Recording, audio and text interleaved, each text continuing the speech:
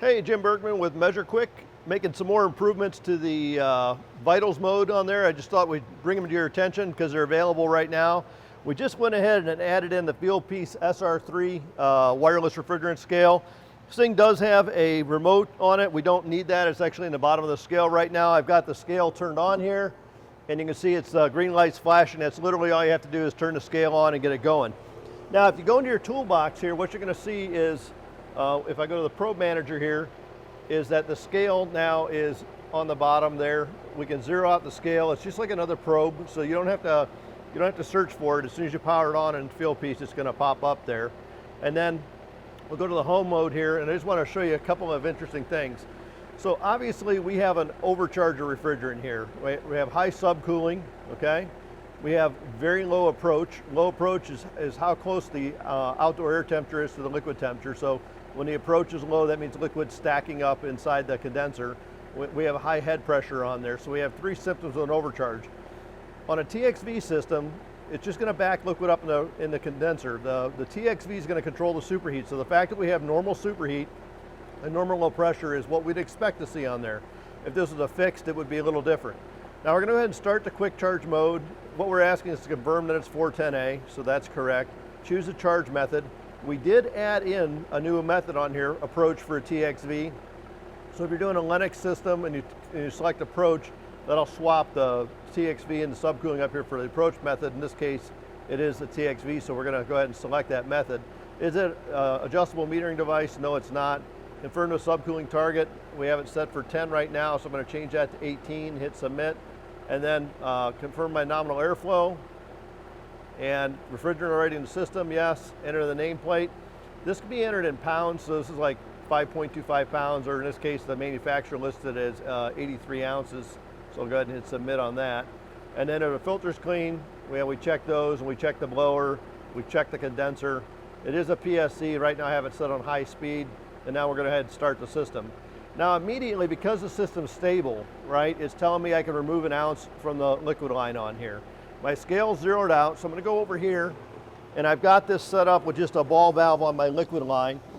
And as long as the system doesn't become unstable, we can just remove it an ounce at a time. So I'm going to go ahead, I'm going to change my units here to ounces so I can see what I'm pulling out, and I'm going to very slowly crack this. Liquid comes out very quickly, so there's about an ounce and a half out.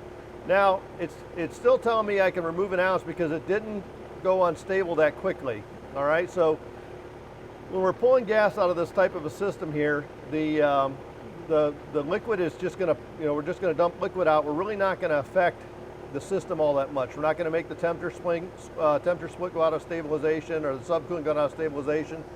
Now it says remove an ounce, so I can zero and log this. And what that's going to do is it's going to say, okay, so far I removed 1.5 ounces, but I'm zeroing the scale so I can see the next ounce I removed. So I'll try and get closer to an ounce this time. I'm going to back this out again here, and you can see now I pulled another ounce out, and again I can hit log and tare, and it's going to then zero that out and add up the total we got on there. So as I pull this out slowly, you can see what's happening there. So I'm going to take this down. I'm going to pull a couple ounces out of this, and now you can see I'm in that creep charge check mode, but it'll probably go out of stabilization here in just a second. So we'll give that just a minute, and we'll see what's going to happen here.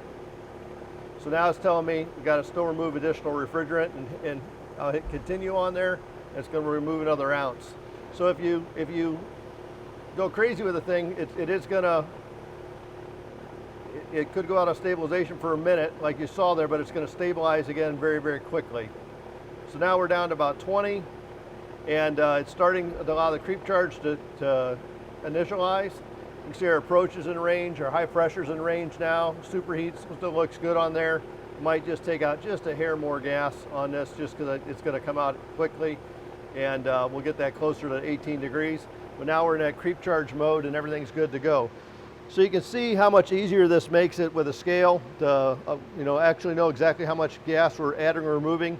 Again, removing gas is a lot easier than adding gas in, because when we add gas in, it enters on one side and it completely, it's got to go through the compressor, through the condenser, build up in the evaporator. When we're pulling it out, it's just stacked in the condenser, so we're just taking it out and it'll come out very quickly on a TXV system. But Now we know exactly what we're adding or removing. Scale's a great addition, and if you have this, you can use it right now. It's the application's out. If you don't have it, it is a really good scale. Fieldpiece did a nice job on this, and it's, well, like I said, fully integrated into measureQuick, so it makes it really easy to use and get that charge right every time. Now the big reason we're doing all this is, you know, the R22 phase out. We're working with Blue on retrofit refrigerants, and to be honest with you, it's one of the hardest things out there for guys to get the charge right on a retrofit. So building it into the scale here, telling you what to add, what to remove, making sure you're doing it right, making sure you're giving things time to stabilize is just going to make sure that you're successful with the refrigerant retrofit procedure if you're using that.